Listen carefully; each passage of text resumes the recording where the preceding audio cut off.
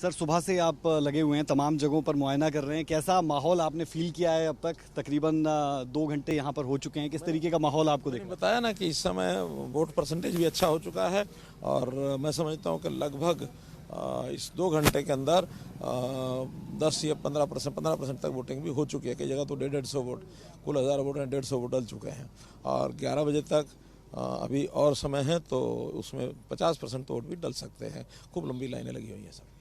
Sir आम आदमी party और कांग्रेस एक साथ आ गए हैं, कितना बड़ा चैलेंज मानते हैं? कोई चैलेंज नहीं है। आम आदमी पार्टी का एक कैंडिडेट जो खड़ा है वो अपने हार उन्होंने एक प्रकार से पक्की होने वाली है। हमारे नवीन जिंदल भारी मत से वहाँ जीतेंगे। सर 3 चीज़ें, अग्निवीर, पीपीपी और साथ ही किसान, इसे विपक्ष अपना हथियार बनाना चाहता है। इस पर आपका टेक? ये तीनों मुद्दे ऐसे हैं जो उनकी समझ से परे हैं, वो समझ ही नहीं पा रहे इन मुद्दों को।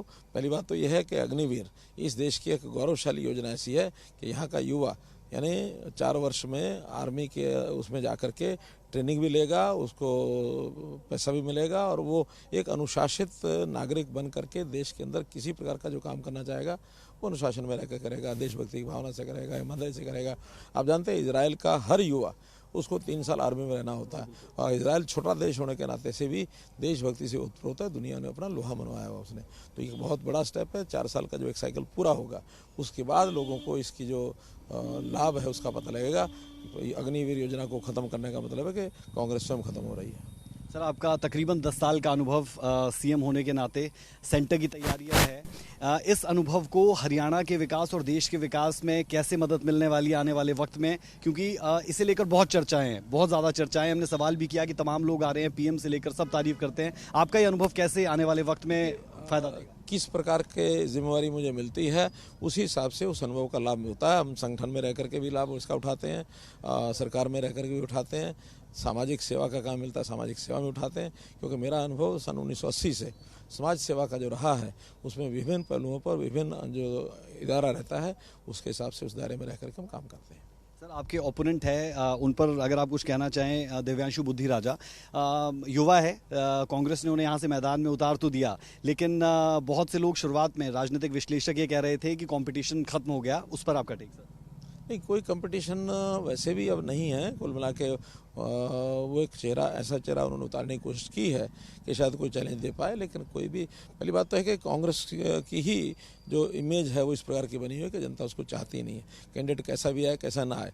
और जहाँ तक इस कांग्रेस के कैंडिडेट की बात है तो शुरू में जिस दिन उतरे उसके बाद तुरंत उसको जमानत करानी पड़ी, पीओ घोषित थे। तो जनता कुछ जाने ना जाने, लेकिन जो भी बैकग्राउंड मिलती है उसको देख करके जनता भाप लेती है कौन व्यक्ति कैसा होगा।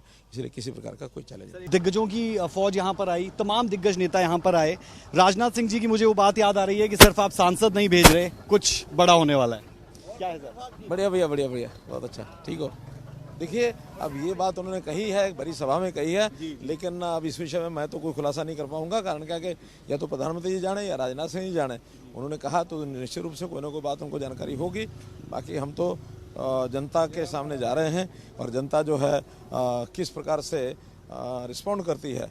आज मैं देख रहा हूँ कि भारतीय जनता पार्टी के चाहे वोटर्स हैं चाहे वो हमारे वर्कर्स हैं, सबके चेहरे पर एक उत्साह है और सब जो है वोट डाल करके आने के बाद आके बताते भी हैं कि हम भारतीय जनता पार्टी को वोट डाल के आए हैं। सर एक आखिरी सवाल कर रहा हूँ, एक आखिरी सवाल कर रहा हूँ। 400 पार की बात हो रही है और दूसरा, आप पर सिर्फ करनाल सीट नहीं, पूरे हरियाणा में 10 की 10 सीटें और एक उपचुनाव की सीट, 11 सीटें जिताने का दायित्व भी है। प्रेशर महसूस करते हैं? नहीं, देखिए, नहीं, शुरू से मैं लगभग 2 महीने से ज़्यादा समय हो गया मुझे प्रचार अभियान में निकले हुए और अभी कल तक तो प्रचार अभियान ही था। आज सारा समाप्त हो गया। आज तो सारे काम के ऊपर जनता मोहर लगा रही है और जिस प्रकार का आज प्रातःकाल से उत्साह दिख रहा है, मैं निश्चित तौर पर कह सकता हूँ कि हमारा टारगेट 10 की 10 लोकसभा और एक विधानसभा की सीट 11 कमल खिला के मोदी जी के झोले में डालेंगे, 400 पार करेंगे। धन्यवाद।